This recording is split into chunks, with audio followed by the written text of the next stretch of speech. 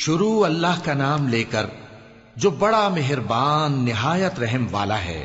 ہم نے نوح کو ان کی قوم کی طرف بھیجا کہ پیشتر اس کے کہ ان پر درد دینے والا عذاب واقع ہو اپنی قوم کو خبردار کر دو۔ انہوں نے کہا کہ بھائیو، میں تم کو کھلے طور پر خبردار کرتا ہوں کہ اللہ کی عبادت کرو اور اس سے ڈرو اور میرا کہا مانو، وہ تمہارے گناہ بخش دے گا اور موت کے وقت مقرر تک تم کو مہلت عطا کرے گا۔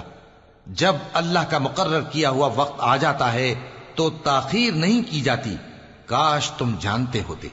جب لوگوں نے نہ مانا تو نوح نے اللہ سے عرض کی کہ پروردگار، میں اپنی قوم کو رات دن بلاتا رہا لیکن میرے بلانے سے وہ اور زیادہ گریز کرتے رہے۔ جب میں نے ان کو بلایا کہ توبہ کریں اور تو ان کو معاف فرمائے تو انہوں نے اپنے کانوں میں انگلیاں دے لی اور اپنے اوپر کپڑے اوڑھ لیے اور اڑ گئے اور خوب تکبر کرنے لگے۔ پھر میں ان کو بلند آواز سے بھی بلاتا رہا، پھر علانیہ بھی اور رازداری سے بھی سمجھاتا رہا۔ پھر میں نے کہا کہ اپنے پروردگار سے معافی مانگو کہ وہ بڑا معاف کرنے والا ہے۔ وہ تم پر آسمان سے موسلا دھار میں برسائے گا اور تمہارے مال اور بیٹوں میں اضافہ کرے گا اور تمہیں باغ عطا کرے گا اور ان میں تمہارے لیے نہریں بہا دے گا۔ تم کو کیا ہوا ہے کہ تم اللہ کی عظمت کا اعتقاد نہیں رکھتے، حالانکہ اس نے تم کو طرح طرح کی حالتوں میں پیدا کیا ہے؟ کیا تم نے نہیں دیکھا کہ اللہ نے 7 آسمان کیسے اوپر تلے بنائے ہیں اور چاند کو ان میں روشن بنایا ہے اور سورج کو چراغ بنا دیا ہے؟ اور اللہ ہی نے تم کو زمین سے ایک خاص طرح سے پیدا کیا ہے، پھر اسی میں تمہیں وہ لوٹا دے گا اور اسی سے تم کو نکال کھڑا کرے گا۔ اور اللہ ہی نے زمین کو تمہارے لیے فرش بنایا تاکہ اس کے بڑے بڑے کشادہ رستوں میں چلو پھرو۔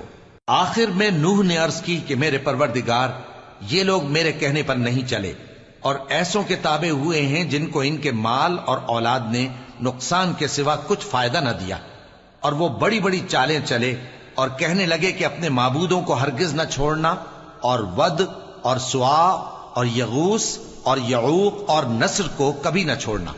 اور اے پروردگار، انہوں نے بہت لوگوں کو گمراہ کر دیا ہے اور تو ان ظالموں کو اور زیادہ گمراہ کر دے۔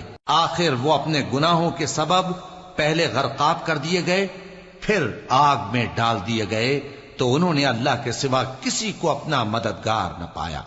اور پھر نوح نے یہ دعا کی کہ میرے پروردگار، ان کافروں میں سے کسی کو زمین پر بستا نہ رہنے دے، اگر تو ان کو رہنے دے گا تو یہ تیرے بندوں کو گمراہ کریں گے، اور ان سے جو اولاد ہوگی وہ بھی بدکار اور ناشکری ہوگی۔